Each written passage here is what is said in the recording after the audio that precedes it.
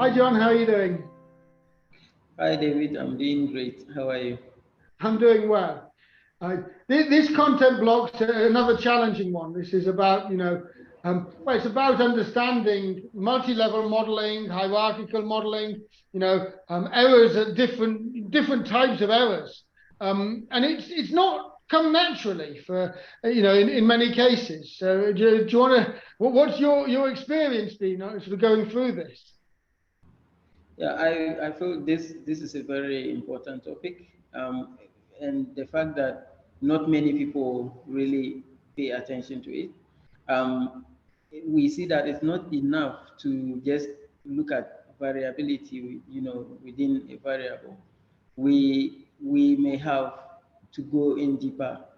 For instance, we have, if you are looking at different schools, it's not enough to say that the different schools are different. Yeah.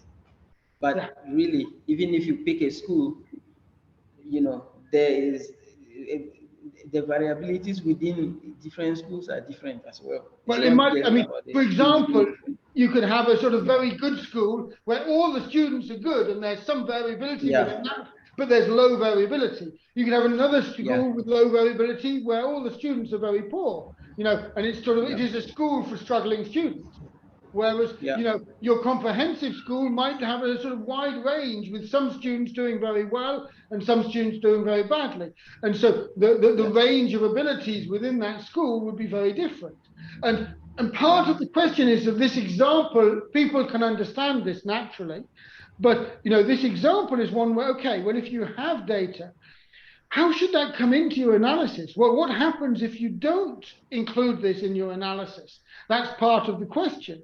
And how can things go wrong? Well, you can overestimate variability in the schools which have low variability, and you underestimate variability in the schools which in the have high schools, yeah, variability, and that might yeah, affect and have really big issues on your analysis.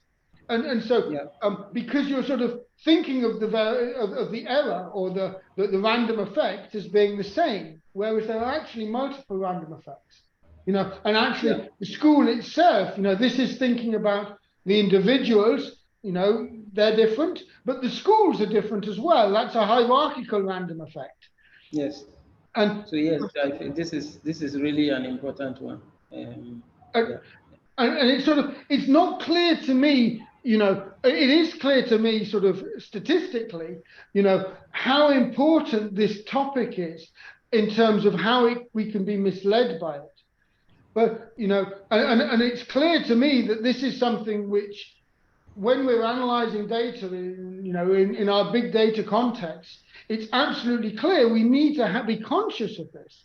But there's yeah, the tools to actually bring this in. Um, Once you're in the big data context, there could be so many different levels of variability. What's important, what's not.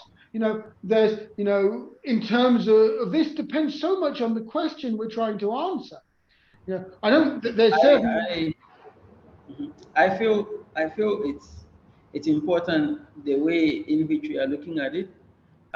Otherwise, it leads to these black box models. If you put this in like that in your machine learning model, you would get a result. Of course, it would identify these sort of things, and you would have a model, but then you will not be able to explain what is really going on. So it's important to take the time or the pain to really check how your data is, the Exactly. variability, you know, to be able to Absolutely. explain the result that you get. And I think So the point you're drawing out, which is exactly right, is there's no, including hierarchical elements in machine yeah, learning models and the rest of it, this is all doable. There's no problem. The difficulty is exactly knowing what's important to think about and what's not. And I agree with yeah, you. If broadly, this idea of actually trying to visualize maybe and understand the nature of the variability, that's one of the things. Looking at subsets of your data to understand, is the variability consistent, or are there these differences which occur yeah, due to certain effects? That's yeah, that's what I would be this is what I believe is needed much more when we're sort of looking at specific cases.